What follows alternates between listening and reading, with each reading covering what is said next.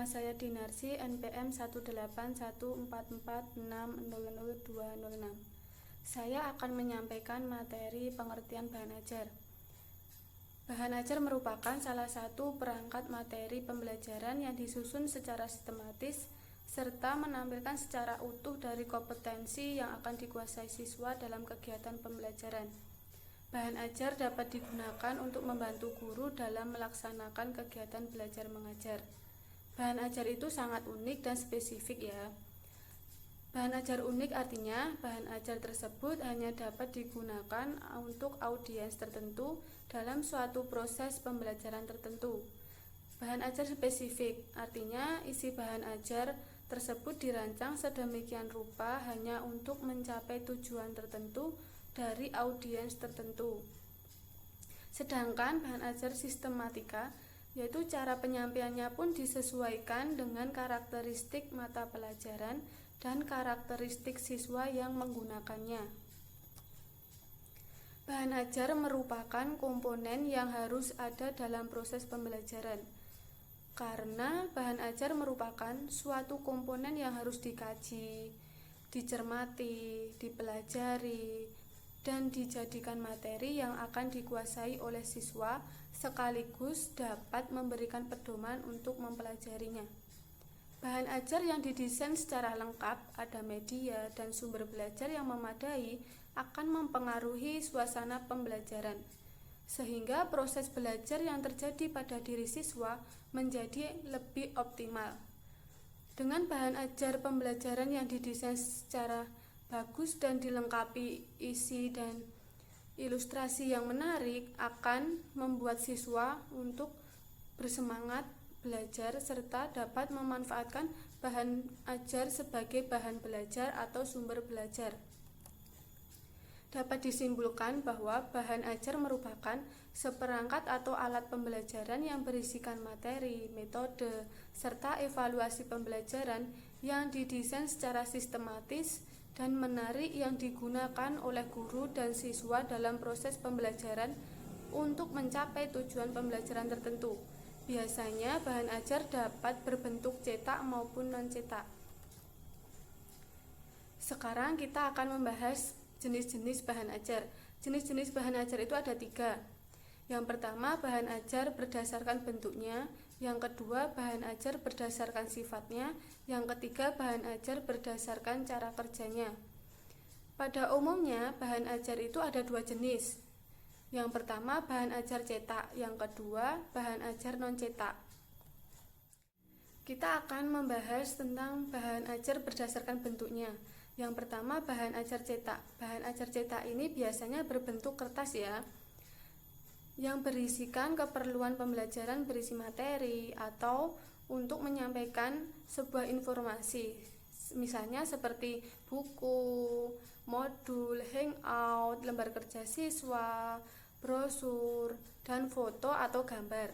Yang kedua, bahan ajar dengar atau audio. Sistem pembelajaran yang menggunakan audio secara langsung yang mana dapat didengarkan atau dimainkan oleh seseorang langsung. Misalnya seperti kaset, radio, compact disc audio. Yang ketiga yaitu bahan ajar pandang dengar atau audio visual, yaitu kombinasi antara audio dengan gambar bergerak secara sekuensial. Misalnya seperti film, video compact disc. Yang keempat yaitu bahan ajar interaktif. Bahan ajar interaktif ini juga kombinasi dari beberapa media seperti audio, teks, grafik, gambar, animasi, dan video, yang kemudian dimanipulasi oleh penggunanya atau diberi perlakuan untuk mengendalikan suatu perintah atau perilaku alami dari suatu presentasi, misalnya compact disc interaktif. Assalamualaikum warahmatullahi wabarakatuh. Perkenalkan, nama saya Yuli Mulyawati, NPM 1814446000205. Di sini saya akan menjelaskan mengenai bahan ajar berdasarkan sifatnya, bahan ajar berdasarkan cara kerjanya, dan bahan ajar cetak. Untuk bahan ajar berdasarkan sifatnya terbagi menjadi 4, yaitu yang pertama bahan ajar berbasis cetak. Misalnya seperti buku, pamflet, paduan belajar siswa, buku tutorial, buku kerja siswa, LKS, peta, card, foto, bahan dari majalah, dan koran. Yang kedua, bahan ajar berbasis teknologi, seperti audio kaset, siaran radio, slide atau PPT, film strip, film video, kaset, siaran televisi, video interaktif, komputer basis tutorial, dan multimedia. Yang ketiga, bahan ajar yang digunakan untuk praktek atau proyek, seperti kit sains, lembar observasi, dan lembar wawancara. Yang keempat, bahan ajar yang dibutuhkan untuk keperluan interaktif manusia, terutama untuk keperluan pendidikan jarak jauh seperti yang digunakan saat ini. Misalnya menggunakan telepon, handphone, video conference seperti Zoom ataupun Google Meet. Selanjutnya, bahan ajar berdasarkan cara kerjanya. Yang pertama, bahan ajar yang tidak diproyeksikan. Jenis bahan ajar ini merupakan bahan ajar yang tidak memerlukan perangkat proyektor untuk memproyeksikan isi di dalamnya, sehingga siswa bisa langsung menggunakan bahan ajar tersebut, misalnya menggunakan foto, diagram, display, dan model. Yang kedua, bahan ajar yang diproyeksikan. Jenis bahan ajar ini memerlukan proyektor agar bisa dimanfaatkan atau dipelajari oleh siswa, misalnya slide atau PowerPoint, film strip, overhead transparation, dan proyeksi komputer. Yang ketiga, bahan ajar audio, yaitu bahan ajar yang berupa sinyal audio yang direkam dalam suatu media rekam.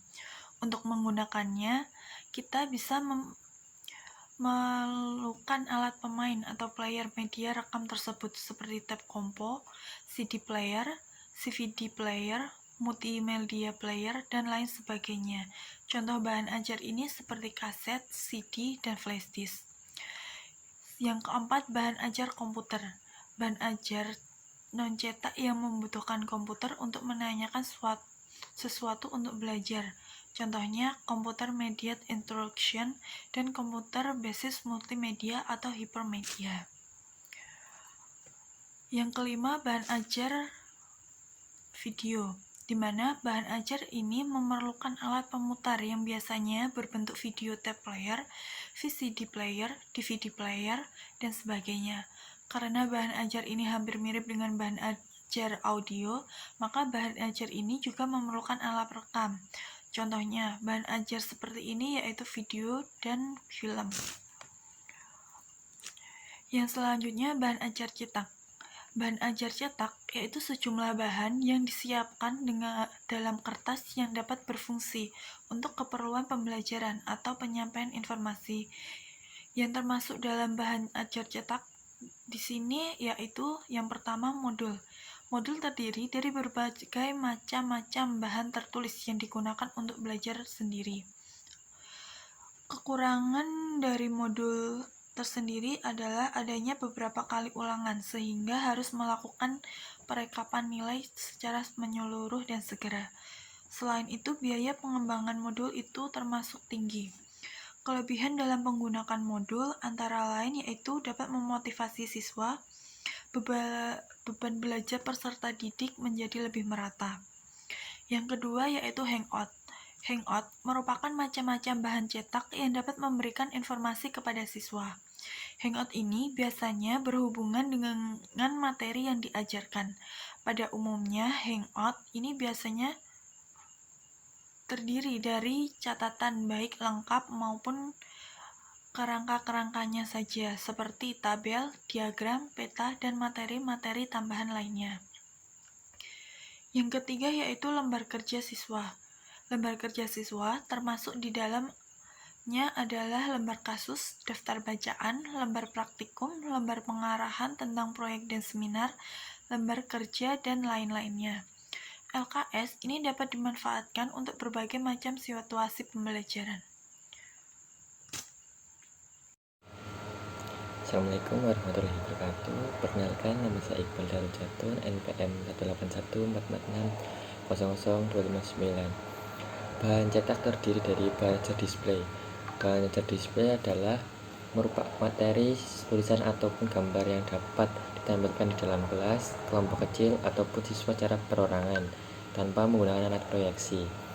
Bahan ajar display ini digunakan oleh guru pada saat disampaikan informasi kepada siswanya di depan kelas. Contohnya bahan ajar display dalam modul ini diantaranya adalah flip chart, adhesive chart, poster, peta, foto, dan relia. Kemudian ada overhead transparency atau yang disingkat OHT. Salah satu jenis bahan ajar non-cetak yang tidak dimasukkan unsur-unsur gerakan dan biasanya berupa image, tekstur, atau grafik dalam lembar transparan yang dapat dipresentasikan di depan kelas atau kelompok dengan menggunakan overhead projector atau yang disingkat OHP. OHT sangat populer dan banyak digunakan dalam guru pembelajaran, terutama bermanfaat untuk bermacam-macam pembelajaran kelompok dan juga memungkinkan siswa untuk belajar sendiri. Program studio. Semua sistem yang menggunakan sinyal radio secara langsung yang dapat dimainkan atau didengar oleh seseorang atau sekelompok orang. Contoh program radio misalnya siaran radio dan kaset audio dapat dimanfaatkan untuk kegiatan pembelajaran dan mampu menjangkau jumlah siswanya. Kaset audio ini lebih menguntungkan dibanding siaran radio karena dapat direkam dan digunakan siswa kapan dan dimanapun. Selanjutnya ada video. Video menambah suatu dimensi baru terhadap pembelajaran karena siswa dapat menemukan gambar di bahan ajar cetak dan suara dari program audio. Tetapi video dapat memberikan gambar bergerak kepada siswa, samping suara yang menyertainya hingga siswa merasa berada di suatu tempat yang sama dengan program yang ditayangkan video. Contoh program video ini antara lain kaset video dan siaran televisi. Bahan ajar berbasis komputer. Program komputer untuk pembelajaran adalah berbagai jenis bahan ajar non-cetak yang membutuhkan komputer untuk menayangkan sesuatu untuk belajar. Komputer yang digunakan siswa dalam proses pembelajaran biasanya berbentuk stand-alone atau komputer terminal yang terkait dengan komputer yang utama. Jaringan komputer lokal, nasional, ataupun internasional dapat memungkinkan siswa untuk akses ke database dari jarak jauh. Selain itu, memungkinkan mereka juga untuk berkomunikasi dengan pengguna komputer lainnya dengan menggunakan email ataupun komputer conferencing. Menurut Furqon, bahan ajar yang baik harus memenuhi beberapa kriteria sebagai berikut. Yang pertama, substansi yang dibahas harus mencakup sosok tubuh dari kompetensi atau subkompetensi yang relevan dan profil kemampuan tamatan. Kedua, tingkat keterbacaan, yaitu baik dari segi kesulitan, bahasa maupun substansi harus sesuai dengan tingkat kemampuan pembelajaran. Substansi yang dibahas harus benar, lengkap, dan aktual, meliputi konsep fakta, prosedur, istilah, dan notasi, serta disusun berdasarkan hierarki step penguasa kompetensi. Sistematika penyusunan bahan ajar harus jelas, runtut, lengkap, dan mudah dipahami. Menurut Sa'dun Akbar, dalam bukunya yang berjudul Instrumen Perangkat Pembelajaran dijelaskan beberapa kriteria buku ajar yang baik. Di antaranya 1. Akurat. Untuk dapat menghasilkan buku ajar yang baik, perlu memperhatikan akurasi. Keakuratan antara lain dapat dilihat dari aspek kecermatan penyajian, benar memaparkan hasil penelitian, dan tidak salah mengutip pendapat pakar. Akurasi dapat pula dilihat dari teori pengembangan mutakhir dan pendekatan ilmuwan yang bersangkutan. Yang kedua, sesuai atau relevansi. Buku ajar yang baik memiliki kesesuaian antara kompetensi yang harus dikuasai dengan cakupan isi, kedalaman bahasaan, dan kompetensi pembaca. Relevansi hendaknya juga menggambarkan adanya relevansi materi, tugas, contoh penjelasan, latihan, dan soal, kelengkapan uraian, ilustrasi, dengan kompetensi yang harus dikuasai oleh pembaca sesuai tingkat pengembangan pembacanya. Yang ketiga, komunikatif. Komunikatif artinya isi buku mudah dibaca, dicerna pembaca, sistematis, jelas, dan tidak mengandung kesalahan bahasa. Yang keempat, lengkap dan sistematis. Buku ajar yang baik menyebutkan kompetensi yang harus dikuasai pembaca, memberikan manfaat pentingnya penguasaan kompetensi bagi kehidupan membaca, menyajikan daftar isi, dan menyajikan kajian pustaka. Uraian materinya sistematis, mengikuti alur pikir sederhana ke kompleks dari lokal ke global. Yang kelima, berorientasi pada student-centered pendidikan dengan kurikulum yang cenderung konstruktivis seperti KTSP, membutuhkan buku ajar yang dapat mendorong rasa ingin tahu siswa, terjadinya interaksi siswa dengan sumber belajar, merangsang siswa membangun pengetahuannya sendiri, menyemangati siswa belajar secara kelompok, dan mengingatkan siswa mengamalkan isi bacaan. Fungsi bahan ajar bagi guru: yang pertama, menghemat waktu guru dalam mengajar, mengubah peran guru dari seorang pengajar menjadi seorang fasilitator. Yang ketiga, meningkatkan proses pembelajaran menjadi lebih efektif dan interaktif. Yang keempat, sebagai alat evaluasi pencapaian atau penguasaan hasil pembelajaran.